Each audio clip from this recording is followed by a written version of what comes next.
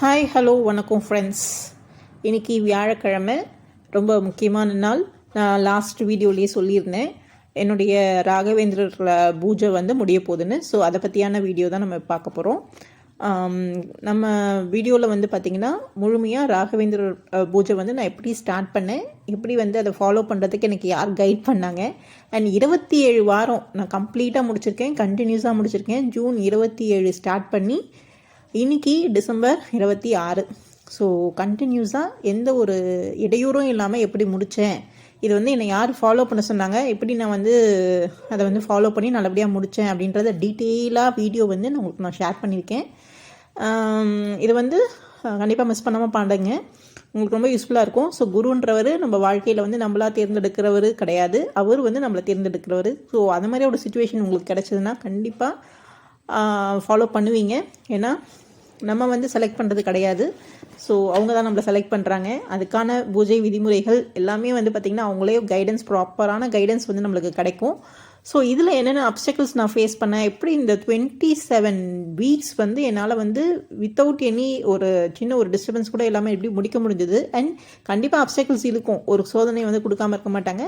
நிறைய அப்டக்கிள்ஸ் இருந்தது, அது என்ன அப்படின்றத டீட்டெயிலாக ஷேர் பண்ணியிருக்கேன். ஸோ கண்டினியூஸாக வாட்ச் பண்ணுங்கள். தேங்க்யூ ஃபார் வாட்சிங் our channel. Welcome to Arun Sharmi channel. So இன்றைக்கி 27வது வாரங்க. ஸோ ராகவேந்திரர் வந்து பார்த்திங்கன்னா நான் வந்து வியாழக்கிழமை வந்து கும்பிட்டுட்ருக்கேன். ஸோ அதுக்கான ஒரு பூஜை ஒரு ஏற்பாடு தான் வந்து செஞ்சிட்ருக்கேன். ரொம்ப காலையில் எழுந்திரிச்சு சீக்கிரமாக எழுந்திரிச்சு கடற்கடன்னு செய்யணும் அப்படின்னு அந்த ஹரிபரி வேண்டாம் அப்படின்னு டிசைட் பண்ணிவிட்டு பொறுமையாக நம்ம வந்து நிறைவான ஒரு பூஜை செய்ய போகிறோம். ஸோ பொறுமையாக செய்யலாம் அப்படின்னு சொல்லிட்டு பொறுமையாக தாங்க செஞ்சேன், பொறுமையாக தான் ஸ்டார்ட் பண்ணேன். எனக்கு கொஞ்சம் ஹெல்த் இஷ்யூஸ் இருக்கிறதால ஸோ ரொம்ப ஸ்ட்ரெயின் பண்ணிக்க வேணாம்னு சொல்லிட்டு ரொம்ப பொறுமையாக தான் நான் வந்து ஹேண்டில் பண்ணேன். ரொம்ப மன நிறைவோடு நிறைய எனக்கு டைம் கொடுத்து, இவ்வளோ நாள் நீ வந்து ஹரிபரியில் முடிச்சிட்ட, இன்றைக்கி நல்லா என்ஜாய் பண்ணு, நிறைய பேசு, நிறைய வந்து ஒரு மெடிடேஷன் இரு அப்படின்ற மாதிரி நிறைய டைம் கொடுத்தாரு எனக்கு. ஸோ அதுக்கு அவருக்கு நான் தேங்க்ஸ் சொல்லிக்கிறேன். ஸோ ஃபஸ்ட் வந்து பார்த்திங்கன்னா நம்ம வந்து வீட்டில் ராகவேந்தர் கிடையாதுங்க. ஸோ எங்கள் மாமியார் வீட்டில் வந்து ராகவேந்தர் கும்பிட்றவங்க யாருமே கிடையாது. ஸோ இது வந்து எப்படி நம்மளுக்கு வந்து தெரியும் அப்படின்னா, ஃபஸ்ட்டு ஸ்டார்டிங்லேருந்து சொல்லணும்னா அதுக்கான என்னென்ன பொருள் நான் எடுத்து வச்சுருக்கேன்னா ரொம்ப சிம்பிளாக பூஜை பண்ணலாம் தான் டிசைட் பண்ணியிருந்தேன். இது வந்து முல்லைப்பூ, ஆக்சுவலி குரு பகவானுக்கு முல்லைப்பூ ரொம்ப உகந்ததுன்னுவாங்க. ஸோ ராகவேந்திரோடும் நம்ம குருவாக தான் கன்சிடர் பண்ணுறோம். அதனால் முன்னாடி நாளே வந்து முல்லைப்பூ வாங்கி அழகாக கோத்துட்டேன், மாலை மாதிரி கோக்கலான்னு சொல்லிட்டு அழகாக கோத்துட்டேன். ஸோ இதுதான் நான் பண்ண ஒரு ப்ரிப்பரேஷன்லேயே ஒரு பெரிய ப்ரிப்பரேஷன். இந்த ராகவேந்திர நிறைவு பூஜைக்கு நான் செஞ்ச ப்ரிப்பரேஷன் தான் இதுதாங்க. அழகாக முல்லைப்பூ கோத்து நைட்டே வந்து ஒரு டிஷ்யூ பேப்பரில் போட்டு அழகாக ரோல் பண்ணி வச்சுட்டேன். அண்ட் நம்ம வீட்டில் இருந்த துளசி அழகாக வந்து துளசியில் அர்ச்சனை பண்ணணும். ஏன்னா ராகவேந்திரர் வந்து ராமரோடைய பக்தர் இல்லைங்களா. ஸோ அதனால் துளசியில் அர்ச்சனை பண்ணணும்னு சொல்லிட்டு நம்ம வீட்டிலே துளசி இருந்தது, அது ஒரு 108 இலை வரா மாதிரி கிள்ளிட்டேன். அதுக்கப்புறம் கொஞ்சமாக மாலை வந்து போடலாம்னு சொல்லிட்டு கொஞ்சமாக துளசி மாலையும் கொஞ்சம் கட்டிட்டேன். அண்ட் நம்ம வீட்டில் இருந்த ரோஸ், ஆரஞ்சு கலர் ரோஸ் நிறைய பேர் பார்த்துருப்பீங்க, பன்னீர் ரோஸு, அவ்வளோதாங்க. அண்ட் கொஞ்சம் வாழைப்பழம் வந்து நம்ம வீட்டிலே வந்து வாழை மரம் இருக்கிறதால அதில் வந்து வாழைப்பழம் வந்து இருந்தது. அண்ட் ஆப்பிள், அதுக்கப்புறம் வந்து பார்த்திங்கன்னா ஆரஞ்சு. ஸோ இது வரைக்கும் வச்சுல ஃபஸ்ட்டு பால் வைக்கலாம் அப்படின்னு நினச்சேன். நம்ம வீட்டிலேருந்து ஏதாவது செஞ்சு வைக்கணும் இல்லைங்களா, அதாவது நம்ம வீட்டில் பூஜைனா வீட்டிலேருந்து ஏதாவது ஒரு சின்ன ஒரு இதுவாவது செஞ்சு வைக்கணும், அதுதான் வந்து சாஸ்திரம்னுவாங்க. ஸோ அப்படியே ஒரு நிரடலாக இருந்தது. சரி பால் வந்து சொல்லவும் இல்லை, சரி பால் பேக்கெட் பார்த்தா பால் பேக்கெட்டும் இல்லை. சரி பரவாயில்ல, ராகவேந்திரர் வந்து வீட்டில் இருக்க பழமே போதும் சொல்லிட்டாரு போலன்னு சொல்லிட்டு நான் பூஜைக்கு ஏற்பாடு பண்ணுறதுக்கு தயாராகிட்டேன். எப்பயும் போல் நம்ம விநாயகருக்கு எப்பவுமே பூஜை பண்ணிட்டு தான் ஸ்டார்ட் பண்ணுவோம். ஸோ விநாயகருக்கும் அழகாக பூஜை பண்ணிவிட்டு அபிஷேகம் பண்ணிவிட்டு நம்ம ஸ்டார்ட் பண்ணோம். பாருங்கள், இது துளசி மாலை, குட்டி மாலை கட்டினேன், ரொம்ப அழகாக வந்தது. எனக்கு முல்லைப்பூவும் ரொம்ப அழகாக வந்தது, அது ரொம்ப சந்தோஷம். அதுக்கப்புறம் வந்து பார்த்திங்கன்னா சரி சிம்பிளாக நம்ம வந்து பழம் வச்சு அழகாக விளக்கேற்றி முடிச்சிடலாம் அப்படின்னு சொல்லிட்டு தான் நம்ம ஸ்டார்ட் பண்ணோம். அதுக்கப்புறம் வந்து பார்த்திங்கன்னா டைம் வந்து பார்த்திங்கன்னா எனக்கு வந்து ஒரு 10 o'clock தாண்டிடுச்சு. ஸோ நம்ம இதை விநாயகர் பூஜைலாம் பண்ணுறதுக்கு வந்து பார்த்திங்கன்னா 10:45 கிட்ட ஆயிடுச்சு. அப்படி பார்த்தா எமகண்டமும் ராகுகாலமும் சம்திங் இருந்தது, 10:12. ஸோ நம்மளுக்கு டைம் நிறைய கொடுத்துருக்காரு அப்படின்னு சொல்லிட்டு ரொம்ப ஸ்லோவாகவே பண்ணிகிட்டு இருந்தேன். அதுக்கப்புறம் வந்து பார்த்திங்கன்னா இந்த ராகவேந்திர ஃபோட்டோ வந்து இல்லாததால் நம்ம என்ன பண்ணோம், இது வந்து வாங்குறதுக்கு நம்ம அதுக்கான இடம் போய் தேடி போய் வாங்கணும். ஸோ அலைய வேண்டாம் சொல்லிட்டு கூகுள்லேருந்து அழகாக வந்து ராகவேந்திர ஃபோட்டோ வந்து டவுன்லோட் பண்ணி அதை வந்து குட்டியாக ஒரு ஃப்ரேம், ஏன்னா நம்ம பூஜை ரூம் நிறைய பேர் பார்த்துருப்பீங்க, குட்டி பூஜை ரூம் தான். ஸோ நிறைய படங்கள் வந்து வைக்கக்கூடிய இடங்கள் வந்து கிடையாது. ஸோ அதனால் குட்டி ராகவேந்திரர் வந்து வைக்கலாம் அப்படின்னு சொல்லிட்டு இது அழகாக குட்டி ஃப்ரேம் போட்டு வச்சாச்சு. ஸோ இது நம்ம நிற்கிறதுக்கு வந்து பார்த்திங்கன்னா அழகாக சொம்பில் தண்ணி ஊற்றி ஒரு மஞ்சள் தூள் போட்டு அதில் பூ வச்சு அழகாக நிற்கிற மாதிரி பண்ணியாச்சு. ஸோ 6 விளக்கு ஏற்றுறது ரொம்ப விசேஷம். ஸோ 6 அகல் விளக்கு வந்து பஞ்சுத்திரி போட்டு நல்லெண்ணெய் போட்டு அழகாக ஏற்றியாச்சுங்க. ஸோ நம்மளுக்கு டைம் நிறைய கொடுத்துட்டாரு. அதாவது நம்ம எதுவுமே பிளான் பண்ணலை, ஜஸ்ட் ஒரு மாலை மட்டும் தான் பிளான் பண்ணோம். ஏன் நம்ம வந்து ஃபோட்டோ அழகாக நம்மளுக்கு வேணும்னு சொல்லிட்டு ஃப்ரேம் பண்ணி வச்சுருக்கோம், அவ்வளோதாங்க. இந்த பூஜை ஸ்டார்ட் பண்ணும்போது அவ்வளோதான், நான் வேறு எதுவுமே பிளான் பண்ணல. அதே மாதிரி துளசி வந்து நினச்சிருந்தேன், துளசி வந்து நம்ம மாலையாக கட்டணும்னு நினைக்கல, அர்ச்சனை பண்ணுறதுக்கு யூஸ் பண்ணிக்கலாம் நினச்சேன். அது நிறைய துளசி கிடச்சதால என்னவோ நான் வந்து 108 இலை அழகாக வந்து அதை வந்து கவுண்ட் பண்ணி தனியாக வச்சுக்கிட்டேன். அது இல்லாமல் எனக்கு துளசி மாலையும் அழகாக கட்டியாச்சு. ஓகே, ஸோ இதுதாங்க இது பூஜைக்குடைய ஆயத்தம் நான் பண்ணது. அதுக்கப்புறம் இது பண்ணிகிட்டே இருக்கும்போது டைம் பார்த்தா 11:10 11:05 அப்படி தான் ஆச்சு. So time 1 hour cricket 12 o'clock தான் நம்ம பூஜை பண்ணணுமே, என்ன பண்ணுறதுன்னு யோசிச்சுட்டே இருந்தேன். பிரசாதம் தான் மைண்டில் ஓடிச்சு, ஏதாவது ஒன்று பிரசாதம் கேட்குறாரு ராகவேந்திரர் சொல்லிட்டு உடனே அப்போ இன்ஸ்டண்ட்டாக யோசிச்சது தாங்க. அழகாக வந்து ஒரு ரவா எடுத்து கேசரி பண்ணி வச்சாச்சு. ஸோ எனக்கும் அது ஒரு மனக்குறைவாக இருந்தது, பால் கூட வைக்கலையே அப்படின்னு சொல்லிட்டு. ஏன்னா நம்ம வந்து பால் வந்து வீட்டில் இருக்கும், பட் அதான் நம்ம யூஸ் பண்ணாத பால் வந்து வைக்கணும் இல்லைங்களா. ஸோ அதனால் அதை யோசித்தேன். அந்த டைம் வந்து எனக்கு கொடுத்ததே அவ்வளோதான், அதுக்காக தான் அப்படின்னு நினைக்கிறேன். ஸோ அழகாக ஒரு கேசரி பண்ணி கிண்டி வச்சாச்சு, அது ஒரு மனக்குறையும் நிறைவாயிடுச்சு. ஓகே, ராகவேந்திரர் பூஜை வந்து 27 வாரம் எந்த ஒரு தடங்களும் இல்லாமல் தடையும் இல்லாமல் எப்படி முடித்தேன். அதாவது 27 வாரம் முடிச்சிட்டேன் அழகாக. ஸோ அது ஒரு நம்ம ஸ்வீட் பண்ணி முடிக்கிறதும் ஒரு நல்லது தான் இல்லைங்களா. ஸோ அது அப்படியே முடிச்சாச்சு. ஸோ எப்படி ஃபஸ்ட்டு வந்து அவரை ஸ்டார்ட் பண்ணி அவர் எப்படி என்னை வந்து நான் எனக்கே தெரியாமல் இனிஷியேட் பண்ணேன்னு பார்த்தீங்கன்னா, யூஸ்வலாக எங்கள் வீட்டில் வந்து எங்கள் அப்பாவாக இருக்கட்டும் அம்மாவாக இருக்கட்டும் 2 பேருமே வந்து ஸ்லோகம் வந்து சொல்லுவாங்க சாமி கும்பிடும்போது. ஸோ அதை வந்து சின்ன வயசுலேருந்தே வாட்ச் பண்ணி கேப்சர் பண்ணிட்டதால, ஏன்னா நான் எதுவுமே தனியாக பைஹார்ட் பண்ணலை. ஸோ அங்கேருந்து கேப்சர் பண்ணது தான் ஒரு சில ஸ்லோகம் வந்து எனக்கு இன்னி வரைக்கும் நான் சொல்லிகிட்ருக்கேன். ஸோ அப்படி சொல்லிகிட்டே இருக்கும்போது இங்கே எங்கள் மாமியார் வீட்டில் வந்தாலும் நம்ம யூஸ்வலாக விளக்கேற்றும் போது நம்ம ஸ்லோகம் சொல்லுவோம் இல்லைங்களா. ஸோ அந்த மாதிரி ஸ்லோகம் சொல்லும்போது எல்லாருக்கும் ஸ்லோகம் ஒரு சாமிக்கும் ஒரு ஸ்லோகம் சொல்லுவோம். எனக்கு வந்து எல்லா ஸ்லோகமும் தெரியாது, பட் ஒரு 5% ஒரு 10% தெரியும்னு வச்சுக்கோங்களேன். அப்போ வந்து நம்ம யூஸ்வலாக வந்து சொல்லிகிட்டே வரும்போது ஆஞ்சநேயர் பார்த்து நம்ம ஒரு ஸ்லோகம் சொல்லுவோம். ஆஞ்சநேயாய் வித்மஹே வாயுபுத்ராய் தீமஹி தன்னோ ஹனுமன் பிரசோதயாத். ஸோ இந்த மாதிரி ஆஞ்சநேயர் ஸ்லோகம் சொல்லிகிட்டே இருக்கும்போது விநாயகருக்கு ஒரு ஸ்லோகம் சொல்லுவோம், அம்மனுக்கு ஒரு, மகாலட்சுமிக்கு ஒரு ஸ்லோகம், தெரியலன்னா முருகப்பெருமானே சிவபெருமானே அப்படின்னு சொல்லிட்டு நமச்சிவாயா அப்படின்ற மாதிரி சொல்லுவோம். இப்போ ஆஞ்சநேயர் சொல்லுங்க ஆட்டோமேட்டிக்காக எனக்கு அது வந்து வந்துடும். என்னென்னா பூஜாய ராகவேந்திராய சத்யதர்ம ரகசாய பஜதாம் கற்பவில்சாய நமதாம் காமதேனுவே ஸ்ரீ ராகவேந்திராய குரு ராகவேந்திராய பிரபு ராகவேந்திராயன்ற மந்திரம் வந்து நான் மனப்பாடம் பண்ணவே இல்லைங்க. இது வந்து எங்கள் அப்பாவும் அம்மாவும் வந்து பூஜை அறையில் வந்து சொல்லிகிட்டே இருக்கும்போது அது எனக்காக கிராஸ்ப் ஆயிடுச்சு. ஸோ ஆஞ்சநேயர் பார்த்தாவே அவர் ஆஞ்சநேயர் பார்த்தா ஆஞ்சநேயர் ஸ்லோகம் மட்டும்தான் சொல்லணும் அப்படின்னு நான் ஸ்டாப் ஆகாமல் அந்த ஆஞ்சநேயர் ஸ்லோகம் சொல்லும் போதே அது கண்டினியூஸாக வந்துடும் இந்த ஸ்லோகம். அப்புறம் தான் ஒரு 2-3 நாளுக்கு அப்புறம் வந்து 2-3 நாளில் ஒரு 2 to 3 times நான் இவ்வளோ வருஷம் சொன்னதில் நான் அப்புறம் யோசிப்பேன், ஆஞ்சநேயர்கிட்ட ஆஞ்சநேயர் ஸ்லோகம் மட்டும் தானே சொல்கிறோம், ஏன் நம்ம ஸ்ரீராகவேந்திரர் ஸ்லோகம் சொல்கிறோம் அப்படின்னு. ஆனால் அது கண்டினியூஸாக அது அப்படியே ஏதோ ஒரு பைஹார்ட் பண்ணி ஏதோ வந்துடுற மாதிரி ஒரு கண்டினியூஸாக வந்துடும். ஸோ அந்த மாதிரி வந்துடுமே நினச்சிருப்பேன், ஒரு 2-3 வாட்டி நினச்சிருப்பேன், ஏன் வருது, சரி பரவாயில்ல அது வர்றது ராகவேந்திரன் நம்ம கூட வந்து இருக்கார் போல், அவர் வந்துடுது என்னையே அறியாமல் அது வந்துடுது வாயில். ஸோ அது எத்தனை வருஷமாக சொல்கிறேன்னு எனக்கே தெரியாது, பட் ஒரு 2 to 3 times நான் நோட்டீஸ் பண்ணியிருப்பேன். நம்ம ஆஞ்சநேயர் ஸ்லோகம் சொல்லும் அது என்னென்னா கண்மூடித்தனமாக நம்ம வந்து ஒரு ஸ்லோகத்தை சொல்லும் போது நம்ம யாருக்கு என்ன சொல்கிறோமே தெரியாதுன்ற மாதிரி சொல்கிறது தான். இது வந்து எத்தனை பேர் நம்புவீங்கன்னு எனக்கு தெரியாது, பட் இதுதான் உண்மை. ஸோ கண்மூடித்தனமாக சொல்லிட்டு இருந்தது தான் அந்த ஸ்லோகம். அது கூட நான் வந்து உட்காந்து மனப்பாடம் பண்ணல, அங்கேருந்து கேட்டு அதில் கேப்சர் பண்ணி எனக்கு வந்தது தான். ஸோ இது நான் ரிப்பீட்டடாக நான் நோட் பண்ணிகிட்டே இருந்தேன், வந்துடுது. அதனால ஸ்டாப் பண்ணினா பழகிருச்சு, நம்மளுக்கு அந்த ஸ்லோகம் சொல்லி பழகிருச்சு. அந்த மாதிரி கண்டினியூஸாக நான் சொல்லிகிட்டே இருந்தேன். ஸோ அந்த மாதிரி சொல்லிகிட்டே இருக்கும்போது நான் ரியலைஸ் பண்ண ஆரம்பித்தேன், இந்த ஸ்லோகம் நம்ம வந்து ராகவேந்திரருக்கு சொல்கிறோமே, ஆஞ்சநேயரை பார்த்து ராகவேந்திர ஸ்லோகம் சொல்கிறோமே நினச்சிட்டே இருந்தேன். அதை நான் ரியலைஸ் பண்ண ஒரு 3 to 4 months இருக்கும்னு நினைக்கிறேன். அதுக்கப்புறம் வந்து பார்த்திங்கன்னா ஜூன் மந்த்து என்னுடைய பேரண்ட்ஸ் அம்மா வீட்டுக்கு போகிறேன். ஸோ அம்மா வீட்டுக்கு போகும்போது அவங்க வந்து பாப்பா வந்து ஒரு கிளாஸ்க்கு கூட்டிகிட்டு போகிறாங்க. அந்த வழியில் அந்த கிளாஸ் கூட்டிகிட்டு போயிட்டு அந்த இடத்துல ஒரு 1 hour வெயிட் பண்ணோம் பாப்பா வர வரைக்கும். அதுக்காக நான் ஊருக்கு போயிருந்ததால், நானும் அம்மா கூட போயிருந்ததால் அவங்க என்ன சொன்னாங்க, பக்கத்தில் ஒரு கோயில் இருக்குது, ரொம்ப அமைதியாக இருக்கும், நம்ம கொஞ்ச நாள் அங்கே போய் வெயிட் பண்ணலாம் இங்கே வெயிட் பண்ணுறதை விட அப்படின்னாங்க.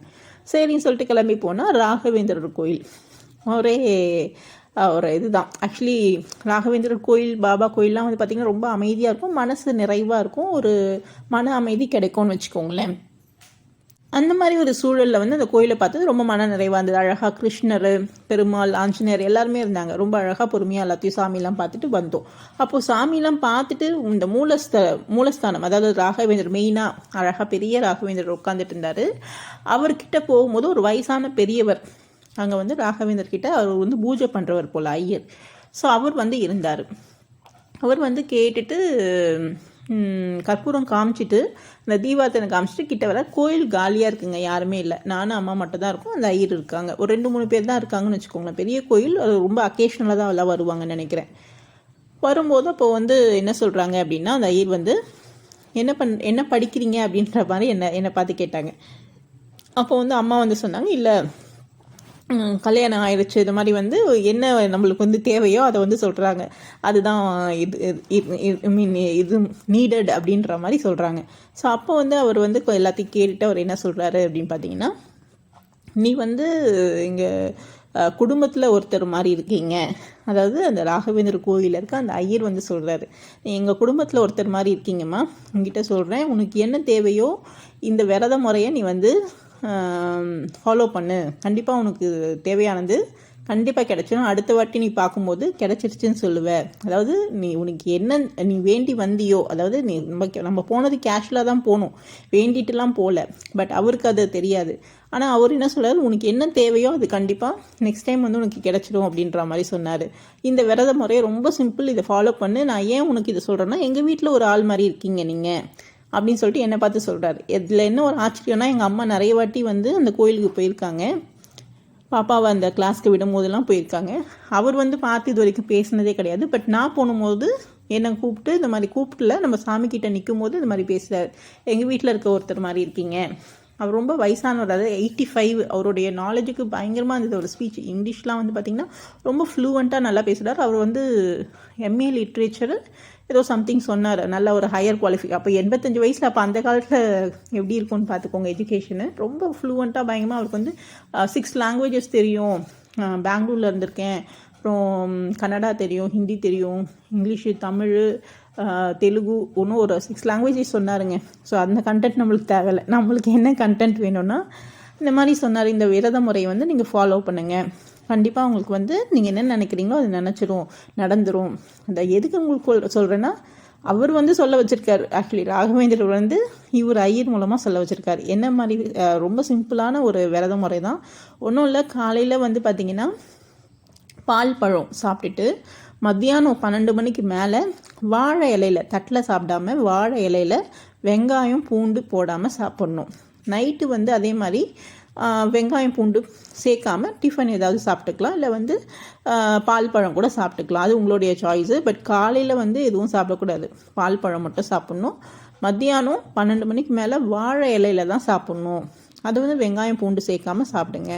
நைட்டு வந்து இட்லி தோசை எதுனாலும் சாப்பிட்டுக்கலாம், அதேமாதிரி வெங்காயம் பூண்டு சேர்க்காமல் நீங்கள் வந்து சாப்பிட்டுக்கலாம். இதை சாப்பிட்டுக்கோங்க.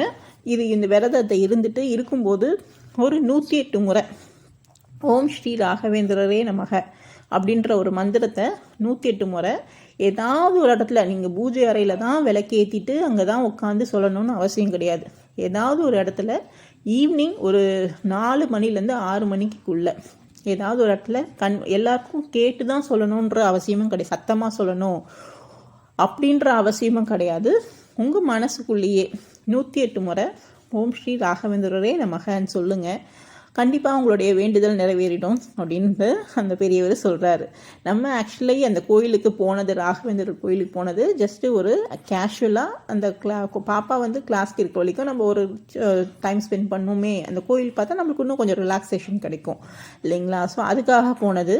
பட் வந்து இந்த மாதிரி எல்லாருக்கும் தேவைகள் இருக்குங்க. அவங்கவுங்க வயசுக்கு ஏற்ற மாதிரி எல்லாருக்குமே தேவைகள் இருக்கும். யாரும் தேவைகள் இல்லாத மனுஷங்களே இந்த உலகத்தில் கிடையாது. குழந்தைய கூப்பிட்டு கேட்டாலும் அதுக்கு ஒரு தேவை இருக்கும். வயசான ஒரு 80 வயசுக்கு மேலே இருக்கவங்களை கூப்பிட்டு கேட்டாலும் அவங்களுக்கு வயசுக்கு ஏற்ற மாதிரி ஒரு தேவை இருக்கும். ஸோ அந்த மாதிரி யாருமே எனக்கு ஒன்றும் இல்லை, நான் ரொம்ப திருப்தியாக இருக்கேன் அப்படின்னு யாரும் சொல்ல போகிறதில்ல. ஸோ அந்த மாதிரி ஒரு சுச்சுவேஷனில் இருக்கும்போது கடவுளாக பார்த்து வந்து நம்மளை கூப்பிட்டு இவ்வளோ ஒரு லெக்சர் அவர் கொடுத்தாரு எனக்கு. ஆக்சுவலி நான் சொன்ன உங்கள்கிட்ட ஷேர் பண்ணது கம்மி, அவ்வளோ ஒரு பெரிய லெக்சர் கொடுத்தாரு. ஒரு 20 மினிட்ஸ் கிட்ட பேசியிருப்பார் ஆக்சுவலி. ஸோ அது வந்து கடவுளுடைய சித்தம் தான் நான் நினைக்கிறேன்.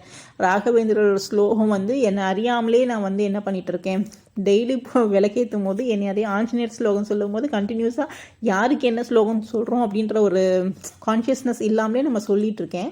ஸோ அப்போ அது ஆட்டோமேட்டிக்காக அது வந்து பாருங்க ஜென்ரேட் ஆகுது. ஆக்சுவலி அதோடைய ஸ்லோகம் வந்து என்ன சொல்கிறது, அது ஒரு பவர் கொடுக்குது. அதாவது என்னை அறியாமலே ராகவேந்திரர் கும்பிட்டு அந்த ஸ்லோகத்தை சொல்லி அதற்கான பூஜை விதிமுறைகளே அன்எக்ஸ்பெக்டடாக நான் வந்து அம்மா வீட்டுக்கு போகும்போது அந்த கோயிலுக்கு ஏன்னா இங்கே இருக்கும்போது நான் மாமியார் வீட்டில் இருக்கும்போது இங்கே பக்கத்தில் ராகவேந்தர் கோயிலுக்கு போகணும். ஏன்னா நம்ம ஃபாலோ பண்ணால் தான் அந்த கோயிலுக்கு போகணுன்ற ஒரு நீட் இருக்கும். பட் வந்து பார்த்திங்கன்னா நான் அதை வந்து ஃபாலோ பண்ணவே இல்லை.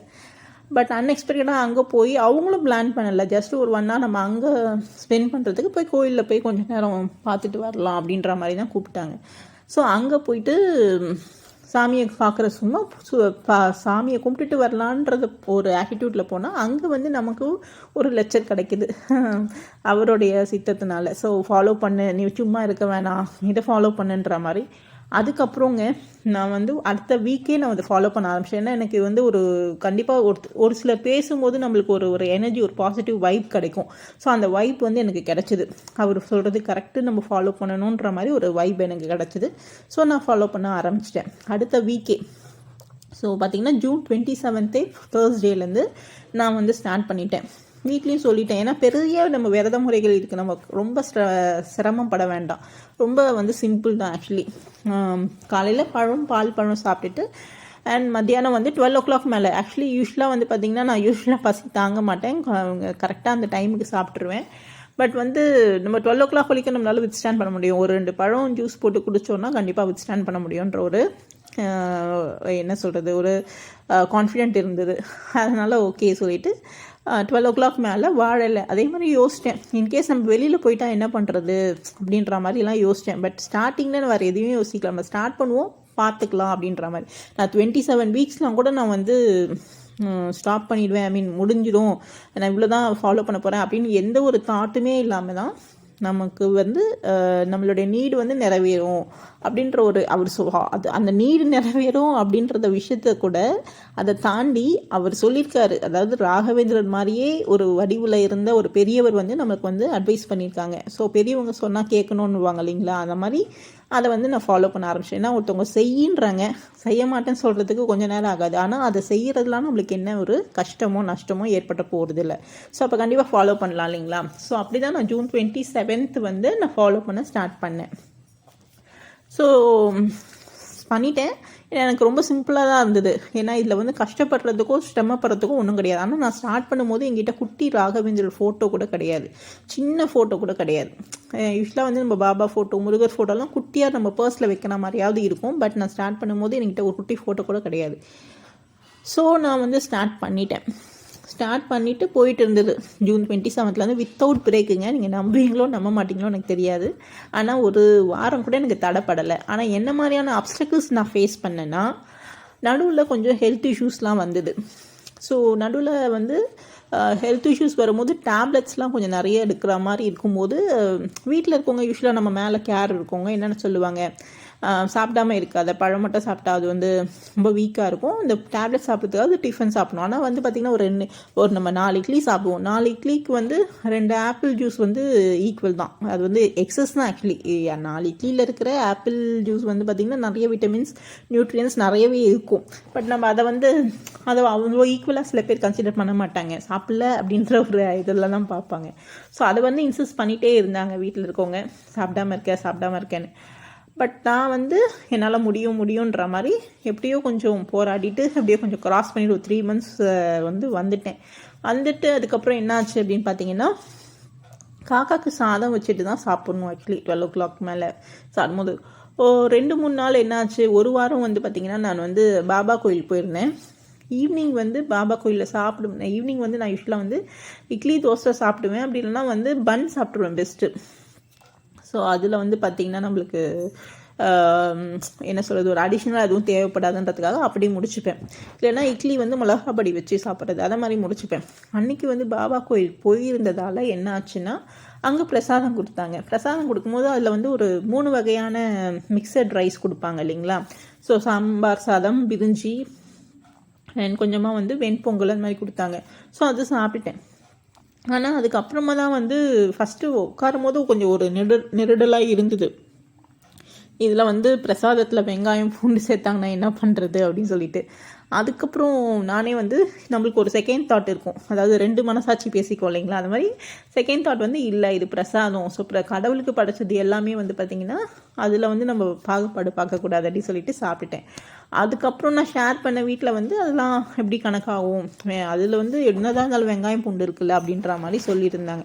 பட் நான் அதை வந்து பெருசாக கன்சிடர் பண்ணல. நான் ஸ்ட்ரிக்டாக வந்து என்ன பண்ணேன், நெக்ஸ்ட் வீக்கும் அது அப்படியே ஃபாலோ பண்ணிட்டு வந்தேன். ஏன்னா அது வந்து நம்மளுக்கு வந்து சில தடங்கல்கள் கொடுப்பாரு, சோதிச்சு பார்ப்பாரு நீ என்ன மாதிரி ரியாக்ட் பண்ணுற அப்படின்னு சொல்லிட்டு. பட் அதை வந்து நான் கன்சிடர் பண்ணல.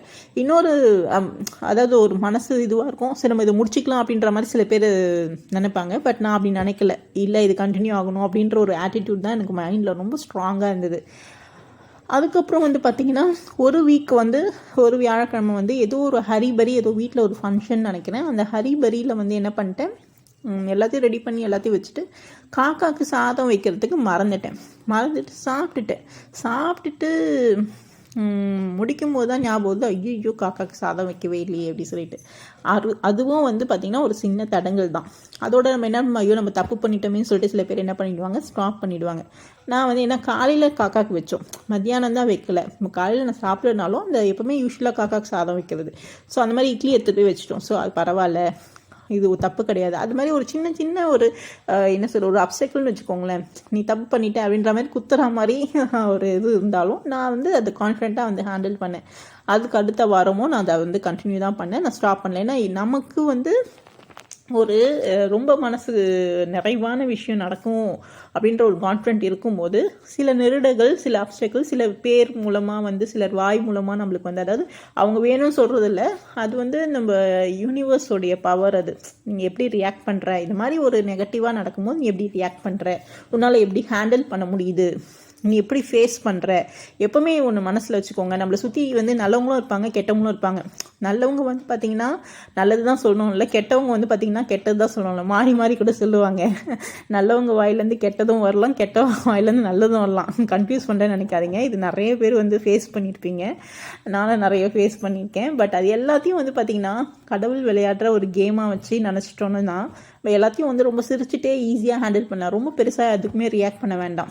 ஐயோ அப்படியா அப்படின்னு சொல்லிட்டு நம்ம கேட்டாவே பயந்துட்டாளா அப்படின்ற மாதிரி ஒரு அவங்களுக்கு ஒரு மனசு திருப்தி வந்துடும். ஸோ அந்த ஒரு இடம் வந்து யாருக்குமே கொடுக்கக்கூடாதுங்க. நம்ம ஸ்ட்ராங்காக இருந்தோன்னா அவங்க வந்து வீக் ஆகிடுவாங்க. ஸோ எப்படி நம்மளை உடைக்கலாம் தான் நிறைய பேர் நம்ம காத்துட்ருப்பாங்க. ஸோ அதுக்கு வந்து ஒரு துளி அளவும் வந்து இடம் கொடுக்கக்கூடாது. நம்ம வந்து நம்மளுடைய எண்ணங்கள்லையும் செயல்பாடுகளையும் தெளிவாகவும் ரொம்ப கிளியராகவும் இருந்தோன்னா யாரும் நம்மளால் உடைக்க முடியாது. அப்படியே நம்மளுக்கு வந்து ஜெயிச்சிட்டே இருக்கலாம் முடியாதுங்க. நம்மளுக்கும் சோதனைகள் கொடுப்பாங்க, நம்ம உடஞ்சி அழதான் செய்வோம். அந்த மாதிரியான சுச்சுவேஷன் கடவுள் கொடுப்பாரு. ஆனால் அந்த உடஞ்சி அழுகிற சுச்சுவேஷன்லேயும் அடுத்த நிமிஷமே நீங்கள் ஏஞ்சி நின்னீங்கன்னா உங்களை வந்து எதிரிகள்னு சொல்ல முடியாது, அவங்களும் தெரியாமல் தான் வந்து நம்மளை வந்து என்ன சொல்கிறது நெகட்டிவாக ரியாக்ட் பண்ணுறாங்க. பார்க்குறதுக்கே வந்து பார்த்திங்கன்னா ஐயோ இந்த பொண்ணுக்கிட்ட வேலைக்கு ஆகாது போலன்ற மாதிரி கொஞ்சம் தள்ளி போயிடுவாங்க. ஸோ இந்த மாதிரி தாங்க. ஸோ இதெல்லாம் எதுக்கு நான் உங்கள்கிட்ட ஷேர் பண்ணுறேன் அப்படின்னு பார்த்தீங்கன்னா, ஏன்னா நம்ம வாழ்க்கையில் வந்து எப்போவுமே வந்து ஒரு சமமாகவே போயிட்டுருக்காது, அதே மாதிரி ஏறுமுகமாகவே போயிட்டுருக்காது. அதே மாதிரி நம்ம நேரத்தில் டவுன்லேயே போயிட்டுருக்குமே, நம்மளுக்கு அவ்வளோதானா, நம்மளை வந்து சமாதி ஆக்கிடுவாங்களா, ஃப்ளாட் ஆக்கிடுவாங்களான்னு அப்படின்னு பயப்படவே தேவையில்ல. ஒருத்தவங்களுக்கு கீழே இறங்குனாங்கன்னா மேலே தூக்கிறதுக்கு 1 நிமிஷம் போதும். ஸோ அது வந்து நடக்கணும், இருந்தால் கண்டிப்பாக நடக்கும். அதனால் மற்றவங்க சுற்றி இருக்கிறவங்களுடைய என்ன சொல்கிறது ஒரு விஷமத்தனமான அந்த எண்ணங்களுக்கெல்லாம் வந்து நம்ம ரியாக்ட் பண்ணணும்னு அவசியமே கிடையாது. நீங்கள் அதாவது மற்றவங்கள வந்து நல்லா இருக்காங்கன்னு நம்ம பொறாமப்படாமல் அவங்க நல்லா இருக்காங்களா ரொம்ப சந்தோஷம் அப்படின்ற விலகி இருந்தீங்கன்னா அது முடிஞ்சால் வந்து வாழ்த்தணுங்க. முடிஞ்சால் வந்து என்ன பண்ணணும், அவங்கள வந்து ரசிக்கணும் இல்லை கொண்டாடணும். உங்களுக்கு அது பிடிக்கலையா தள்ளி வந்துடணும், அவ்வளோதான். ஏன்னா இந்த காலத்தில் வந்து தான் நல்லா இல்லைன்னு மற்றவங்க நல்லா இருக்கக்கூடாதுன்ற இந்த எண்ணங்கள் உள்ள மனுஷங்க வந்து ஜாஸ்தியாக தான் இருந்துகிட்ருக்காங்க. பரவாயில்ல, இது கலியுகமாக போயிட்டுருக்கு. ஸோ அதுக்கான ஒரு இது வந்து கடவுள் அடுத்த நொடியே வந்து கொடுத்துட்றாரு. ஸோ நம்ம அதுக்கெலாம் வந்து பயப்பட வேண்டாம். ஸோ ராகவேந்திரர் இப்படி தாங்க நான் கும்பிட ஆரம்பித்தேன். ஸோ கண்டினியூஸாக வந்து பார்த்திங்கன்னா 27 வீக்ஸ் வந்து கண்டினியூஸாக முடிச்சிட்டேங்க. எப்போ நான் இதுக்கு வந்து ஃபுல் ஸ்டாப் வைக்கணும் அப்படின்னு நினச்சேன் அப்படின்னு பார்த்தீங்கன்னா, நமக்கு வந்து ஒரு நெக்ஸ்ட்டு ஃபேஸில் நம்ம லைஃப்பில் வந்து என்ட்ரு ஆகிறோம் அப்படின்ற போது அது நம்ம கால்குலேட் பண்ணிகிட்டே வரும். ஏன்னா ஒரு வாரமும் நம்ம இவ்வளோ வாரம் வந்து நம்ம முடிச்சிருக்கோம் அப்படின்றத கால்குலேட் பண்ணிகிட்டே வரும்போது என்ன ஆகுது அப்படின்னு பார்த்தீங்கன்னா 27 வீக்ஸ் வந்து ஒரு நல்ல நம்பர். நெக்ஸ்ட் ஃபேஸ் நம்ம என்ட்ரு ஆக போகிறோம். ஸோ அந்த ஃபேஸ்க்கு வந்து வேறு எந்த டிஸ்டர்பன்ஸும் இருக்கக்கூடாது. ஸோ இதை வந்து நம்ம முழுமையாக முடிக்கணும். ஏன்னா ஆல்ரெடி நம்மளுக்கு நிறைய ஆப்ஸ்டக்கிள், நிறைய பேருக்கு நம்ம பதில் சொல்லிட்டு இருக்கோம். நம்மளுடைய ஹெல்த்தும் நம்மளுக்கு வந்து ஒத்துழைக்கணும். ஏன்னா நம்ம வெளியில் போகிறோம், சில நேரத்தில் என்ன ஆகும், பசிக்கும், அதனால் சாப்பிடலாமா அப்படின்னு தோணும். ஸோ அந்த மாதிரி எந்த ஒரு இதுக்கும் இடம் கொடுக்காம அழகாக வந்து ராகவேந்திரன் நான் எப்படி அவரே வந்து என்னை தேர்ந்தெடுத்து இந்த பூஜையை ஃபாலோ பண்ணுன்னு எனக்கு ஒரு லெக்சர் கொடுத்து ஸ்டார்ட் பண்ண வச்சாரோ அழகாக அவரே முடிக்க வச்சுட்டாருங்க. ஏன்னா நான் ஸ்வீட் பண்ணணுன்ற ஒரு தாட் கூட எனக்கு இல்லை. ஆக்சுவலி நல்லபடியாக ரொம்ப நல்லா அழகாக செலிப்ரேட் பண்ணணும் ஆக்சுவலி. ஸோ அந்த ஒரு சின்ன ஸ்வீட் கூட செய்யணும்னு எனக்கு தாட் இல்லை. அந்த செகண்ட் என்னை தோண வச்சு அந்த செகண்ட் எனக்கு அந்த டைமை கொடுத்து நீ செய்ய எனக்கு பட அப்படின்ற மாதிரி அவர் எனக்கு கொடுத்துருக்காரு. ஸோ கண்டிப்பாக என்னுடைய வாழ்க்கையிலும் வந்து பார்த்திங்கன்னா ஒரு நல்ல சேஞ்சஸ் வரும்னு நான் வெயிட் பண்ணுறேன். கண்டிப்பாக நான் அதுக்கான ஒரு இதுவும் வந்து நான் வீடியோவும் உங்களுக்கு நான் ஷேர் பண்ணுவேன்.